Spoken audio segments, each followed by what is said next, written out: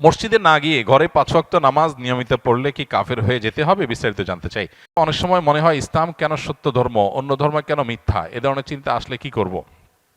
দেখেন, আমরা যখন চাষাবাদ করি শুধু ফসল হয় না, ফসলের সাথে আগাছাও হয়। ধান খেতে ধান গাছ আর আগাছা দেখতে একই রকম লাগে না?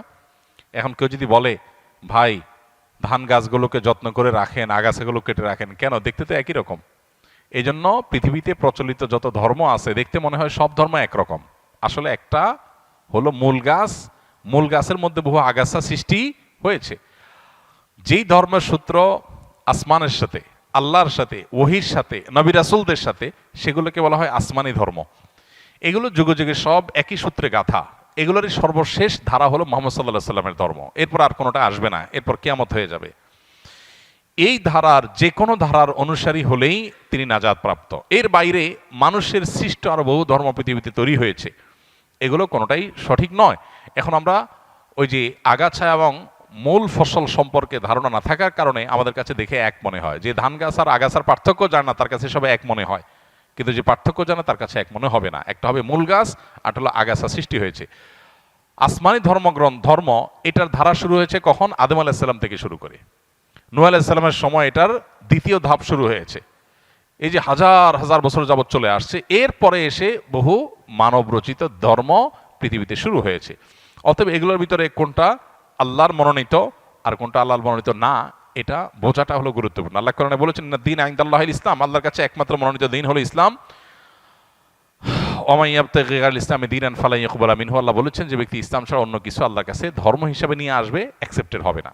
এজন্য আমাদের ইসলাম সম্পর্কে জানতে হবে এবং মানব রচিত দিন বা ধর্মগুলো সম্পর্কে আমাদের জানতে হবে, তাহলে ইনশাআল্লাহ ধোঁয়াশা দূর হবে। মসজিদে না গিয়ে ঘরে ৫ ওয়াক্ত নামাজ নিয়মিত পড়লে কি কাফের হয়ে যেতে হবে? বিস্তারিত জানতে চাই।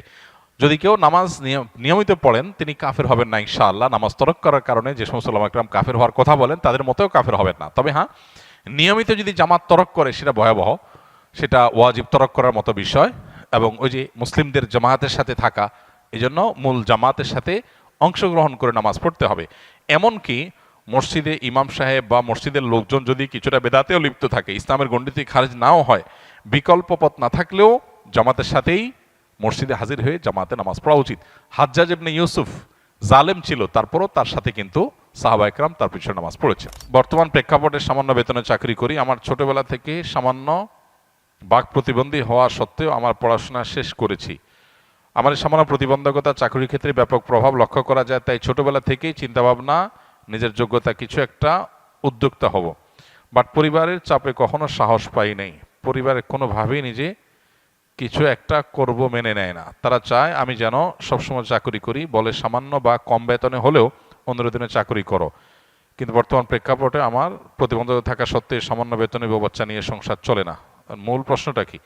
আমার প্রশ্ন হলো, আমি যদি পরিবারের কথা অমান্য করে বা না শুনে নিজেই কোনো কিছু শুরু করি, তাহলে পরকালে আল্লাহর কাছে আমার জবাবদিহি করতে হবে কিনা? দেখুন, এটা তো খুব কমন একটা বিষয় এবং সহজ একটা বিষয়। মানুষ যখন প্রাপ্তবয়স্ক হয়ে যায়, সুস্থ মস্তিষ্ক সম্পন্ন হয়ে যায়, তখন পরিবারের পরামর্শ মানতে সে বাধ্য না। তবে যদি তার নিজের বিবেক বিবেচনার চাইতে পরামর্শ যারা দিচ্ছে তাদের বিবেক বিবেচনা বেশি গুরুত্বপূর্ণ মনে হয়, ভালো মনে হয়, ডিপ মনে হয় এবং সবাই পরামর্শ দেয়, তাহলে সেটাকে আমলে নেওয়া উচিত। মুসলমান পরামর্শকে গুরুত্ব দেওয়া উচিত, কিন্তু সে বাধ্য না। প্রাপ্তবয়স্ক মানুষ সে কি ব্যবসা করবে না চাকরি করবে তার ব্যাপার। তবে হ্যাঁ, আবেগের কারণে আমি ভুল ডিসিশন নিতে পারি, সেক্ষেত্রে যে বিষয়ে কাজ করব সে বিষয়ে অভিজ্ঞদের সাথে পরামর্শ করে ডিসিশন নেব।